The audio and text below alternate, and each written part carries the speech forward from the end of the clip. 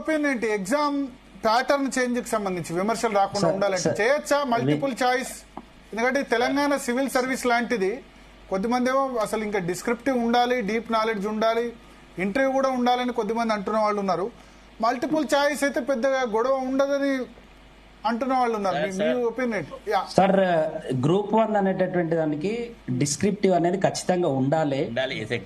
ఇప్పుడు యూపీఎస్సీ లాంటి ఎగ్జామ్ మొత్తం డిస్క్రిప్టివ్ తోటే జరుగుతున్నది. ఇక్కడ ప్రొసీజరల్ ల్యాప్సెస్ వచ్చినాయి, ఎవాల్యుయేషన్ ల్యాప్సెస్ వచ్చినాయి. నేను ఒక 2-3 పాయింట్స్ చెప్తాను. ఎవాల్యుయేషన్ లో 2 ఎవాల్యుయేటర్స్ మాత్రమే ఉండాలి అని చెప్పినటువంటి టీజీపీఎస్సీ లాస్ట్ 3వ ఎవాల్యుయేటర్ ఎట్లా తెచ్చిరు అనేటటువంటి అంశం మీద ఎక్కడ స్పష్టత ఇయ్యలే. తర్వాత తెలుగుకు ఒక ఆన్సర్ షీట్ ఇవ్వాలి కదా, వాళ్ళు జనరల్ గా కీ ఇవ్వాలి కదా, తెలుగు అనేటటువంటి సబ్జెక్ట్, తెలుగు మీడియం కి సంబంధించినటువంటి వాటికి బ్లూ ప్రింట్ ఇవ్వలేదు, కీ ఇవ్వలేదు. అది ప్రొసీజరల్ ల్యాబ్స్. తర్వాత ఒకే పేపర్ ను, ఇంగ్లీష్ మీడియం పేపర్ ను, తెలుగు మీడియం పేపర్ ని ఒకటే దిద్దారు అనేటటువంటి అంశాన్ని కూడా ఎవాల్యుయేషన్ లో చూపెట్టిరు. మూడోది, ఎవాల్యుయేషన్ లో తప్పులు ఉన్నాయి సార్. ఇక్కడ పేపర్లు రాయడంలో తప్పు లేదు, విద్యార్థులకు భారం లేదు. Cream of the Telangana people group 1 services లకి వెళ్ళాలి అనేది కదా ఈ ఎగ్జామ్ యొక్క ఉద్దేశం. ఎగ్జామ్ యొక్క పర్పస్ అనేది బెటర్ పీపుల్ ని తీసుకోవాలనేది. కానీ ఈ ఎగ్జామ్ మాకు కండక్ట్ చేయడం చేతనైతే లేదు కాబట్టి మేము ఆబ్జెక్టివ్ టైప్ లోకి వెళ్తామనడం మాత్రం కరెక్ట్ కాదు. సో చాలా సజెషన్స్ వస్తుండొచ్చు. ఇప్పుడు ఆబ్జెక్టివ్ టైప్ లో కూడా నెట్ ఎగ్జామ్ లీక్ కాలేదా, ఎస్ఎస్సి ఎగ్జామ్ లీక్ కాలేదా, లేకపోతే ఇప్పుడు పోలీస్ రిక్రూట్మెంట్ బోర్డులో 22 మిస్టేక్స్ వచ్చినాయి సార్. ఇప్పుడు ఎంసీక్యూస్ లలో 22 మిస్టేక్స్ వచ్చినాయి పోలీస్ రిక్రూట్మెంట్ బోర్డు పెట్టినటువంటి ఎగ్జామ్ లో. అది కూడా కోర్టుకే వెళ్ళింది కదా, అది కూడా ఏం ప్రిస్క్రైబ్డ్ టైమ్ లో కంప్లీట్ ఏం కాలేదు కదా. కాబట్టి డిస్క్రిప్టివ్ లో వాళ్ళు ఎవాల్యుయేషన్ లో తప్పులు చేశారు, ప్రొసీజర్లలో తప్పులు చేశారు. ఆ తప్పులను సరిదిద్దుకొని జీవోలలో ఎట్లాంటి మిస్టేక్స్ లేకుండా కనుక ఎగ్జామ్ కండక్ట్ చేస్తే with in the period of time లో, ప్రిస్క్రైబ్డ్ టైంలో ఖచ్చితంగా ఎగ్జామ్ ని కంప్లీట్ చేసేటటువంటి అవకాశం ఉంటుంది. ఇక్కడ కావాల్సింది టీజీపీఎస్ ఇంటిగ్రిటీ ఉండాలి, హానెస్టీ ఉండాలి. మేము ఖచ్చితంగా దీన్ని నిరుద్యోగుల తరపున నిరుద్యోగులకు సౌకర్యవంతంగా ఉండేటటువంటి విధంగా చేయాలి అనేటటువంటి ఒక అదంటే సంస్కరణలు రావాలి తప్ప ఎగ్జామినేషన్ ప్యాటర్న్ లో ఎవరికి ప్రాబ్లం లేదు సార్. ప్యాటర్న్ లేదు. ఓకే, శరత్ గారు మీరేమంటారు? సార్, నేనైతే సార్ ఫస్ట్ ఆఫ్ ఆల్ ఇప్పుడు గ్రూప్ 1 సర్వీసెస్ కి రిక్రూట్ అయ్యే వ్యక్తి కనుక డిస్క్రిప్టివ్ ఎగ్జామినేషన్ రాయకపోతే చాలా డేంజరస్ కోర్స్ ఆఫ్ యాక్షన్ వస్తుంది. It is not the correct method. It ought to be descriptive. Evaluation of an individual is also interview కూడా ఉండాలి sir. ఎందుకు అని అంటే ఎట్లుంటది అంటే, ఇప్పుడు ఫర్ ఎగ్జాంపుల్ మనకి అతను ఎట్లా డీల్ చేస్తాడు ఒక ఇష్యూని, ఒక సమస్య వచ్చినప్పుడు అతను ఎట్లా డీల్ చేస్తాడు, అతని అటెంటివ్నెస్ ఏంటిది, అతని కన్సర్న్ ఏంది, అతని కమిట్మెంట్ ఏంటిది అనేది you can evaluate in the interview. కాకపోతే ఏంటంటే ఇక్కడ పరీక్షా విధానం సరిగా చేయలేక వాళ్ళ ఫెయిల్యూర్ ను కప్పుపుచ్చుకోవడానికి ఎగ్జామినేషన్ ప్యాటర్న్ ని డైల్యూట్ చేస్తానంటే it will effect the larger interest of the society. అట్లా జరగడానికి ఉండాలి సార్. ఇప్పుడు క్వశ్చన్ టీచర్ సెలక్షన్ కూడా ఇంటర్వ్యూ ఉండేది, అన్ని తీసేసారు క్రమంగా. గ్రూప్ 2 గ్రూప్ అంటే ఉద్యోగాలు అమ్ముకుంటున్నారు, తమ ఆమ్యామాలకు సంబంధించిన వ్యక్తులకు మార్కులు వేస్తున్నారు అన్న ఉద్దేశంతో ఇంటర్వ్యూ పక్కన పెట్టారు.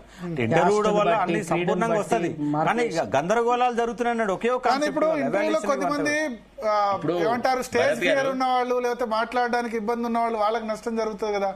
Bharat all of us have written entrance examinations. నేను పోస్ట్ గ్రాడ్యుయేషన్ రాసినప్పుడు, మేము చేసినప్పుడు అంతా డిస్క్రిప్టివ్ కదా, ఈ ఆబ్జెక్టివ్ ఏది లేదు కదా. The best of the best talent came out. ఇప్పుడు అప్పటి జనరేషన్ ఆఫ్ స్టూడెంట్స్ ని, ప్రజెంట్ జనరేషన్ ఆఫ్ స్టూడెంట్స్ ని కనుక మనం చూస్తే మనకు కొంత వ్యత్యాసం కనబడుతులేదా చెప్పు? అంటే in terms of evaluating an individual descriptive will be more useful, more ఇదనమాట efficient method of estimating a person. కాబట్టి విషయం ఏంటంటే ఇక్కడ ఇది ఎకడమిక్స్ వదిలెట్టాలి, కొంత ఇండిపెండెన్స్ ఇవ్వాలి. ఒట్టిగానే మాటలలోనే స్వరాజ్యం చూపెట్టద్దు. నిజంగా టీఎస్పీఎస్సీని అటానమస్ బాడీగా మార్చాలా. తర్వాత ఇది చూస్తున్నారా,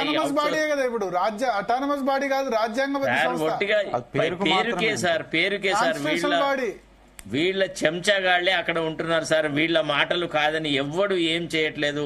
ముఖ్యమంత్రి అంటే జనరల్ గా మనం ఒక ముఖ్యమంత్రి అని కాదు, ఏ ముఖ్యమంత్రి అయినా కానీ ఈ ఆర్గనైజేషన్స్ ని వాళ్ళ శాటిలైట్స్ గా వాడుకుంటున్నారు. అది పెద్ద ప్రమాదం. ఇప్పుడు వైస్ ఛాన్సలర్లది ఏందండి, పోయి రోజు హైయర్ ఎడ్యుకేషన్ సెక్రటరీ మేము ఇవన్నీ చూసిన వాళ్ళం కదా సార్. ఇవాళ నిన్న మనకు తెలియదా భరత్, ఇవన్నీ వీళ్ళు బయట ఏదన్నా మాట్లాడినా కానీ జర్నలిస్టులుగా మనమైతే we have seen the anatomy of their functioning. కాబట్టి నేను అనేది అట్లా కాదు, రియల్ ఫ్రీడమ్ ఇస్తే TSPSC also can be groomed in to a very effective institution. కావాల్సింది ఏంటంటే చిత్తశుద్ధి గవర్నమెంట్కి ఉండాలా. మేము we should accomplish this object, we are committed, we will do it, no question of compromise on this issue అని మంచి వాళ్లకు అవకాశం ఇచ్చి టీఎస్పీఎస్సీని స్ట్రెంథెన్ చేయాలి. ఆంధ్ర తీసిపారాలి, అవుట్ సోర్సింగ్, ఈ టెంపరీ ఎంప్లాయీలు ఆంధ్ర తీసిపారాలి, దాన్ని ఒక ఇన్స్టిట్యూషన్ లాగా గ్రూమ్ చేయాలి. అట్లయితే అన్ని జరుగుతాయి. గతంలో జరగలేదా? చరణ్ గారు, బ్యూరోక్రాట్స్ వచ్చిన చరణ్ కౌశిక్ గారు సిద్ధమా మీరు రిఫార్మ్స్ కు? సార్ ఇప్పుడు చూస్తా ఉన్నారు మీరు, ఇప్పుడు ప్రభాకర్ గారు ఒకటి చెప్పారు, అశోక్ గారు ఒకటి చెప్పారు, తర్వాత శరత్ గారు ఒకటి చూశారు కదా. శరత్ గారు ఏమో డిస్క్రిప్షన్ ఉండాలని చెప్తా ఉన్నారు, ఇంటర్వ్యూ కూడా ఉండాలని వారు చెప్తా ఉన్నారు. ఇక్కడనేమో ఆబ్జెక్ట్ ఉంటే సరిపోతుందని అశోక్ సార్ చెప్తా ఉన్నారు. చూస్తా ఉన్నారు కదా, మన నలుగురు మధ్యనే ఇన్ని భిన్నాభిప్రాయాలు ఉన్నప్పుడు గందరగోళం జరుగుతుందని డిస్క్రిప్షన్ వద్దనే. ఎందుకంటే ఉద్యోగాలు అమ్ముకుంటున్నారు, ఇష్టానుసారం కరెక్ట్ వేలో జరుగుతలేదనే డిస్క్రిప్షన్ వద్దు, ఆబ్జెక్టివ్ పెట్టాలనేది. కరెక్ట్ వేలో ప్రాసెస్ కరెక్ట్ జరిగితే పాత ప్రాసెస్ పర్ఫెక్ట్ సివిల్స్ లో ఉన్నటువంటి ప్యాటర్న్ ఇక్కడ ఉపయోగించాలా, జరుగుతలేదనే పంచాయతీ అంతే. ఇప్పుడు ఎక్కడ ఉద్యోగాలు అందిస్తాం మీరు చెప్పండి? అనవసరంగా బట్టగాచి మీ దేశ ప్రయత్నం చేస్తే ఎక్కడ అమ్ముకున్నారు, ఎవరికి అమ్ముకున్నారు? ఇప్పుడైతే ప్రాసెస్ సరే జరగలేదు కదా, ఇప్పుడు ప్రాసెస్ సరే జరగలేదు కదా. మీరు ఓకే, మీరు ప్రాసెస్ అన్నారు, మేము ఒప్పుకుంటాం. కానీ ఉద్యోగాలు అమ్ముకున్నారు అనేది ఎక్కడ అమ్ముకున్నారు? అది లెక్కలు తీసి బయటపడితే దాన్ని కూడా సపరేట్ గా దాని యొక్క సిబిఐ ఎంక్వైరీ లాంటివి చేస్తే మీ ఉద్యోగాల బండారం మొత్తం బయటపడుతుంది, అమ్మిరా లేదని బయటపడుతుంది. ఆర్టీఐ కమిషన్ కూడా కొత్తగానే మొన్ననే బాడీ వచ్చింది, దాంట్లో ఆర్టీఐ కమిషన్ ద్వారా అప్లై చేస్తే రాష్ట్ర ప్రభుత్వం సమాచారం ఇస్తూనే ఉంది, ఇవ్వకుండా ఎక్కలేదు. యాజ్ పర్ చట్టం ప్రకారం ముందు మీరందరూ కోర్టు పోయారు, కోర్టు పోయిన వాళ్ళు కోర్టు పోతుందని చెప్పేసి ఏమన్నా కాంగ్రెస్ ప్రభుత్వం అడ్డుకున్నదా? కోర్టు పోయిన వాళ్ళు ఏమన్నా బలవంతం పెట్టిందా? లేకపోతే కోర్టు పోదని చెప్పేసి ఏమన్నా ఇక్కడ ఆర్గ్యుమెంట్ చేసిందా?